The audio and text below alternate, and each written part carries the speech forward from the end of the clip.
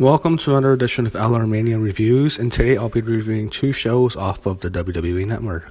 The first show will be Seth Rollins, WWE 24, Seth Rollins Redesign, Rebuild, Reclaim, and the second will be NXT Takeover, Respect. So we'll start with the documentary this time, and let's see, this is, of course, Seth Rollins having a serious knee injury in November of 2015, having to give up the WWE Championship, and we'll see his journey back to the gold and back to the WWE. So early in the documentary, they show him tearing his knee, and they show him getting surgery, and it's pretty graphic. They're showing him at home recovering. It's funny how they, when they talk about his parents, they show his parents talking about him. They don't call him by his real name, Colby. They call him Seth, so I guess they're actually calling him Seth. I mean, his real name's actually Colby. So they show his childhood, they talk about his family, how he grew up, how he became a wrestler, told a story how he stole a whole bunch of RVD shirts, and it's funny, when they show him they show him wrestling in 2006, I just thought to myself, holy fuck, he looks exactly like CM Punk. So they keep showing him, they show him trying to train, they show him that he opened up a school that, with a wrestling school with Brave. I mean, the guy's name is Matt Brave, I think, so Black and Brave Wrestling School. Then they go into him finally going to both Daniel Bryan retiring. So he's trying badly to make it. He's trying to get healthier, and he wants to get to WrestleMania, and unfortunately he couldn't, and it wasn't feasible at the time. So they show him backstage now. He's going to WrestleMania. He seems depressed. He's going to miss it. It's kind of sad to see him. But comes back early, he gets hurt, he's probably done, so it's understandable, but I think he really wanted to get to WrestleMania, because that was the biggest WrestleMania of all time. Even though the show wasn't very good, it was still, it had 100,000 people on that stadium, so he badly wanted to get there, but he couldn't, so I think that was one of his big frustrations. So they show at WrestleMania 32 and missing the show, and obviously it's extremely frustrating for him, and it's actually really well done, really well shot, how he's backstage. So then they show him returning at Extreme Rules, and it was a great moment seeing him. He comes back, gives Roman Reigns a pedigree, and he's back at Extreme Rules 2016. That was a huge pop, and it was definitely a good moment to see him back.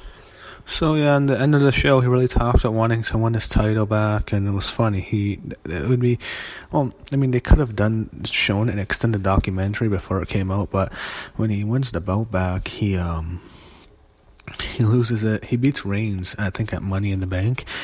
And he loses it 2 minutes later to Ambrose when he cashed in, so that would have been awkward to show it. But the problem is, he came back as a heel, so when you watch this documentary, everyone's going to root for him, and then, you can't have people want to boo him, so it was odd when they made it. But overall, documentary was great. Another great documentary. I really enjoyed it. Made Rollins a lot more likable. Makes him really likable now, as he's a babyface, so I thought the documentary was excellent, and I thought they showed a great story of his return and how devastated he was. He had to miss WrestleMania, unfortunately, but it was great to see him back and get what he lost out on. So documentary was another great one. So now let's move on to NXT Takeover Respect. So the show is Respect. It's named for respect, not just respect, but respect for Dusty Rhodes, who died in 2015. It was a huge part of NXT, so I like the show, and the whole theme is respect for Dusty. So they have Finn Balor come out, and they have on regular. So as I said, they bring out Finn. He's just regular Finn Balor here, so I didn't mind it though, since he's wrestling twice, and this didn't necessarily feel like a big NXT show. It feels like more of a setup show for London. It feels like the show that's the bridge between two giant shows, Takeover Brooklyn and Takeover London. So it was fine though. And then he teams up with Joe to take on the Revival. So he had Joe and Balor beat the Revival. They weren't called that before. They were just called Scott Dawson and Dash Wilder. So match was okay, not very long, kind of short. It was not really a great match. It was just kind of there. It was fine. So they win in the first round. So then you have next match in the semifinals, American Alpha against Baron Corbin and Rhino. I don't think they called them American Alpha yet, but they would get over big in NXT, and hopefully they can do something better on the main roster. Corbin and Rhino against Gable was actually a pretty decent match. It had a decent match, not a great match or anything, but I actually liked it more than the first match. That's surprising, and I enjoyed it. They had a fun match, and Corbin and Rhino advanced, and another solid match. Not anything great, but solid. Up next is Dana Brooke and Asuka. Yeah.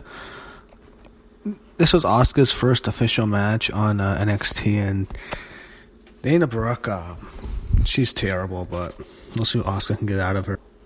So Asuka and Dana Brooke concluded. It was practically a glorified squash. Crowd was into it. It was basically just a showcase for Asuka to destroy someone, and she did, and that's exactly what we got, as it should have been. So I thought it was actually decent. It was nothing special, but it was fine. It was perfectly good for just as a showcase to Asuka. So every October, WWE supports, they do this, they have the middle rope pink, so like, to support breast cancer. It's Breast Cancer Awareness Month, so they're heavily promoting it. So, people say it's just for PR. It is, but at least it's a good cause, so I don't have a problem with it. And it is, does remind you, because they have the purple, the middle rope pink. So, they aired another video for Nia Jax, hyping her debut. I think she's not very good at all. Not a fan of her. So, Tyler Breeze and Apollo Crews wrapped up. Okay match. Again, a showcase for Apollo Crews. One thing I can tell here is the fans were really more into Breeze. They were cheering for Breeze and kind of not really booing Crews, but they were far more into Breeze than Crews, and that was a little interesting. And Apollo Crews is doing nothing on the main roster. I still think he has a lot of potential, but they've been doing nothing with him. Hopefully they can turn around. So, next is the Dusty Classic Finals. And one thing I know, Seth Eden Styles in the ring introducing, and if you don't know, she's the wife of Cody Rhodes, who's obviously the son of Dusty, and Cody and Eden would leave about 4 or 5 months after this, 6 months, and then they'd leave and they'd be in TNA. He's wrestling in Indies, so this was the last we saw of them. And of course, Cody and Dustin are there to present the award, and it's really disappointing to see, Cody, I really thought he had a lot of potential, and now he's out of the company. So the final tag team match, it was a pretty good match, not like a classic or anything. Of the three, I wouldn't say it was really. The show wasn't about the tag team classic, despite what they want to say.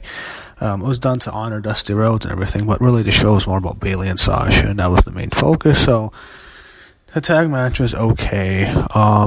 Again, I wouldn't call it, a must-see match.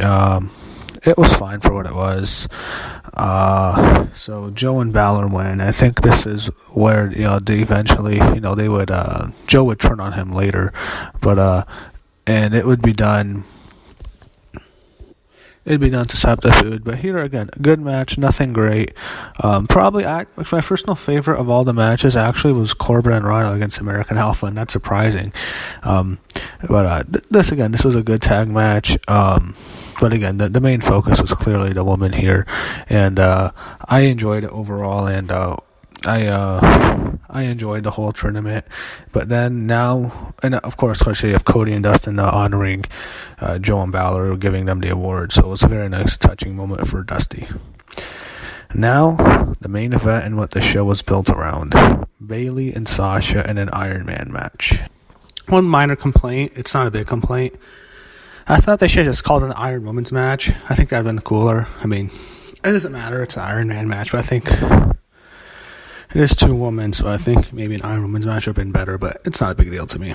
They have Lita, Charlotte, Becky, and Stephanie in the crowd. It's Go Women's Wrestling. It's heavily, good PR for Stephanie, whatever. It is what it is. But this match is going to have a very tough time trying to top Brooklyn, which I thought was the best WWE match of 2015. I think there was one spot on the show in this match, this referee, they were about to tease going into the referee, and then Sasha went on the top rope, and the referee got a great view of having Sasha Banks' fine, perfect ass right in his face. He's a very lucky man, this referee. Just got this weird eyebrows. He had Sasha's ass right in his face. Really funny, really nice part of the match. Very lucky. Very, very lucky man. Yeah, Sasha got the fall after that. It was fun. I thought you can do a better way to set up the first fall, but it is what it is. It's a 30-minute match. You have to have some fall, so it's fine. Really funny sequence. In the crowd, there's Izzy, who's Bailey's biggest fan. She's a little girl, like 9, 10 years old. She's a huge fan of Bailey's. She's from Full Sail. And what they had was Sasha taunt her and then steal one of her headbands and wear it. I thought that was really, really funny. A really good touch to the match. This match has been great, but there was one thing I didn't like. There was a spot where Bailey hit a belly to belly on Sasha, and she had to roll Sasha over twice and roll her up, instead of just putting her normally, putting both her legs up and trying to pin her. Then you can see Bailey intentionally put Sasha's leg on the rope, and that was a little bit too, whatever. That didn't really work for me. I liked how the match ended. They ended up having Sasha have her in a bank statement. Bailey reversed into this really sick Bailey submission that was really, really cool. And they had Sasha tap as time remaining, so Bailey wins. And I would even say it's a great match. Is it a classic like their first match? No, not as good as the first match. It was going to be nearly impossible to top that. That first match was one of the best matches in NXT history, and it would be nearly impossible for them to be able to have a match at that level again. So they had a tremendous amount of pressure, and with the Iron Man match, you expect that maybe they can top it. They didn't top it, but they did have a great match regardless, and definitely without question match of the night on this show. Really a great match. If it wasn't for the first match, this would probably be one of the best, arguably the best women's match in NXT history. But that first match was just such a classic, and still a great match and a great main event. Definitely worthy of main event. Definitely match of the night. The whole show was built around this. The whole show respect for Dusty Rhodes. So I really enjoyed the main event. So yeah, a lot of emotions. They had the whole NXT roster give them 2 flowers. Sasha's crying a lot. So again, everyone's crying. They show Bailey and Sasha crying. Triple H gives Bailey flowers. They have all the women out there. Becky and Charlotte are there. Lita's there. Steph's there. Sarah Del Rey's there. You have Regal there. You have all the guys there too. Regal's there. Hunter's there. So overall, a good show, not a great show. Definitely another strong takeover. Main event was great. That's what it was about. Tag matches were good. The first tag match was okay. Second tag match was good, and then the finals were good too. Breeze and Cruz was all right, and Asuka and Dana wasn't really much, but the main event was great, and that's what the show was about. So overall, I'd say another good show, not a great show, obviously nowhere near as good as Brooklyn. Brooklyn was probably their best show, but Respect is a good show, and overall I enjoyed it, so definitely I'll give it a thumbs up.